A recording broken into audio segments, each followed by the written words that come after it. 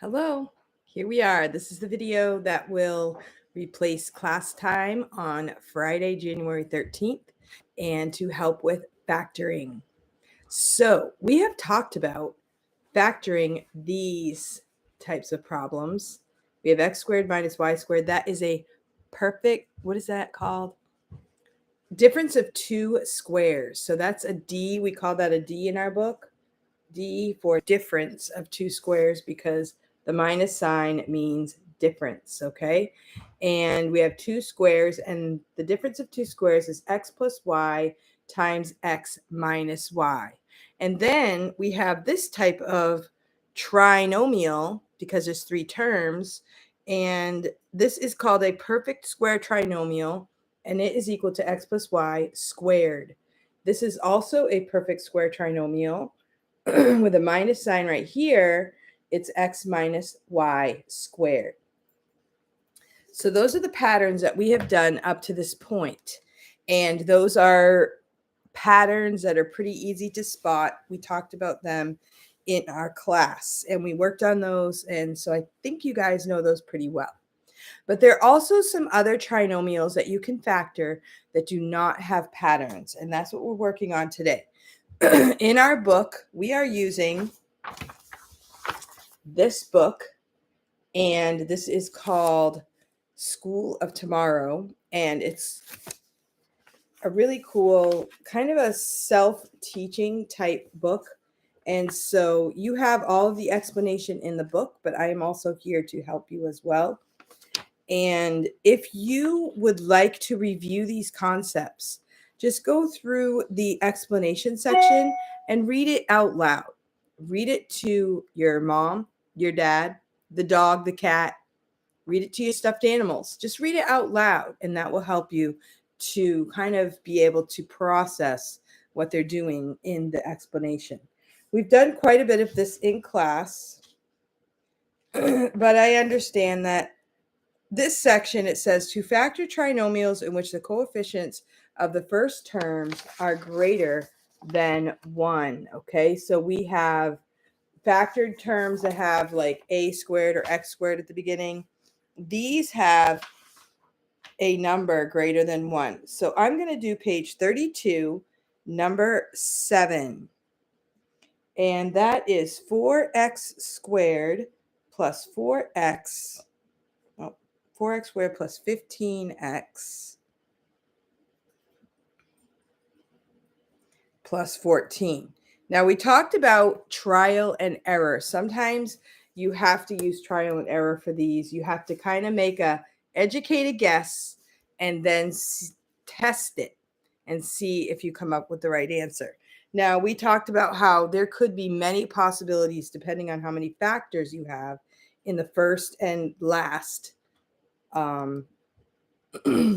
terms of your problem. So in this one, we have factors of 1 and 4, 2 and 2 for 4. For 14, we only have 2 and 7. Oh, we do have 1 and 14 as well. Okay, so those are my factors. I'm just going to write them there just to kind of give myself a little note. And then I'm going to just draw my parentheses and I'm going to start guessing. All right, so we want to have a 15 in the middle. So the first terms have to multiply together to get the first term. So that would be 4x squared.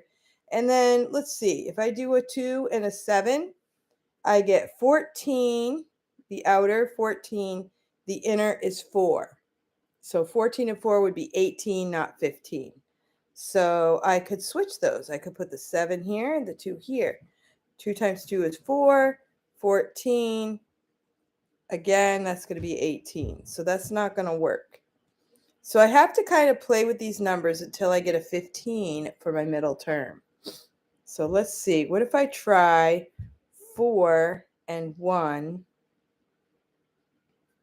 and then a 7 and a 2? So 4 times 1 is 4x squared. 7 times 2 is 14. 7 times 1 is 7x. 4 times 2 is 8x. Okay, and there are no minus signs. So that middle term is going to be 15. So that is my factoring. 4x plus 7, 1x plus 2, or you could just say x plus 2. So those are the two factors of this problem. Now, maybe you didn't get it in the second try like I did, but you just keep using the patterns until you can figure out which factors are going to work where. And how do you do this at the very end when you come up with an answer? You need to try it out. First, outer, inner, last. And then the inner two add up to 15x, and you are done. So on these, you can check your work, and you will always know whether you had the right answer or not if you know how to do the FOIL method, which we've been doing all along. All right, number 8. 8x squared plus 19x minus 15. Now we have one minus sign, so we know that when we set up our factors, one of them is going to be minus, one of them is going to be plus in order to get a minus sign here. Let me rephrase that here. Yeah, so then, and the bigger number has to be a positive 19. So we're going to just start with the factors of 8 are 1 and 8, 2 and 4. The factors of 15 are 1 and 15, 3 and 5. And so that just gives me a little note as to which numbers I'm going to start with, which ones I'm going to work with. So I could try 8x and 1x, and then I could do 3 and 5. I'll just try that. 43. I can't add or subtract those and get anything close to 19. Okay, so I could use a whiteboard and just kind of erase them with my finger like I'm doing now, or you could just write them out so that you know which ones you did already. So 15 plus, 24 and 5. Okay, so I can subtract 5 from 24 and get 19. So that is going to work. So plus 24 minus 15. Okay, again, I got that on the second time, but I've done this a few times in my lifetime.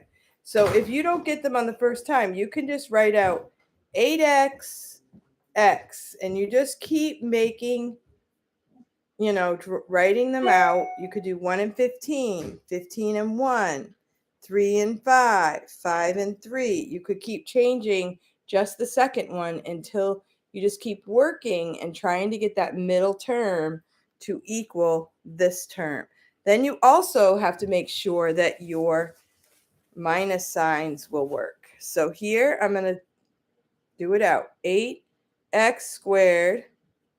My last term is negative 15. Outer, positive 24x. Inner, minus 5x. And together they equal positive 19x. And we did it. Okay, so that's how you do those. It's trial and error, but you think about what you have, what your choices are, and kind of narrow it down. The more times you do it, the better you get at it. Okay, so the next section on page 33, you're going to do the same thing, but each trinomial in this section has a common factor. So you're going to have to factor out the common factor first. Number 3, we talked about this one. It's 3x squared minus 3y squared. Okay, it looks like a perfect, difference of two squares, except that I have a 3. So I'm going to factor out the 3. And then I'm going to say, okay, now I have a difference of two squares. So it's 3 times x minus y times x plus y. And now I am done. So that is factoring of this. So that's one of the things you need to look for. Eventually, we're going to be given a list of just polynomials, and you have to factor them. And so you need to look for common factors that are in each term. Let's do number 4. Number 4 is y to the 4th minus 16. Now this one does not have a common factor, but it's got y to the fourth, which looks kind of strange. But the difference of two squares is the square root of the first, which would be y squared, minus the square root of the second, times the square root of the first, plus the square root of the second. So now we have the two factors, but look, we have another set of the difference of two squares. So this is going to be minus y minus 2 times y plus 2. And then we just keep this one because we cannot factor it out if it's a plus here. We can only factor it if it's the difference of two squares, not adding the two squares. If I'm adding squares, then I'm going to have a middle term. All right, and now we're going to move on to, I'm going to do number 9. Number 9 is xy squared plus 8xy plus 15x, okay? What is common to all of those? Looks like I have an x in each one, so I'm going to factor out an x. Y squared plus 8y plus 15. Now I'm just going to leave the x here and keep bringing down. I can now factor this. I just have a y. I don't have a term coefficient here. My factors of 5 are 1 and 15, 3 and 5. 3 and 5 together add up to 8. So I'm going to do 3 and 5. I don't have any minus signs. So that is going to be my final answer. Test it out. Y squared plus 8y plus 15, which is what we started with. So this is my final answer.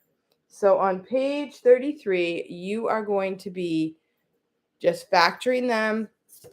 And the first thing you want to do is to factor out any common term. All right, and that's it. Now for the Algebra 1 students that hopefully are watching this video, you are also going to be doing page 34 and be ready for the checkup on Tuesday. So let me know if you have any questions. Send me a message by text message. I know this is a little later than I wanted to put out a video, but yeah, life does get busy, right? I hope you can fit this in and get it done before class on Tuesday. Thank you for watching. I'll see you next time.